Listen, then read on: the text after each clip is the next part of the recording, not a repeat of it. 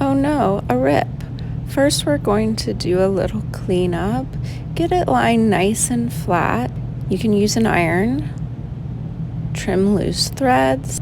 Let's pick a patch. That one was too big, but this one looks just right. Time to peel the paper backing. If the first corner doesn't give, try another corner. Make sure to line the patch up nice and even so you have at least a 1/4 inch on either side of the damage. Your iron should be on medium high, and it should not have any steam.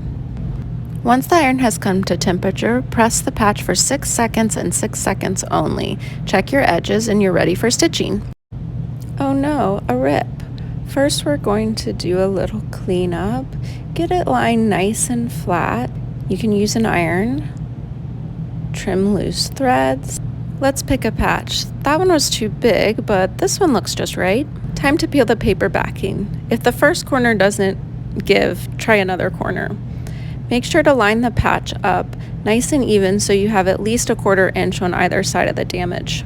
Your iron should be on medium high, and it should not have any steam. Once the iron has come to temperature, press the patch for 6 seconds and 6 seconds only. Check your edges and you're ready for stitching.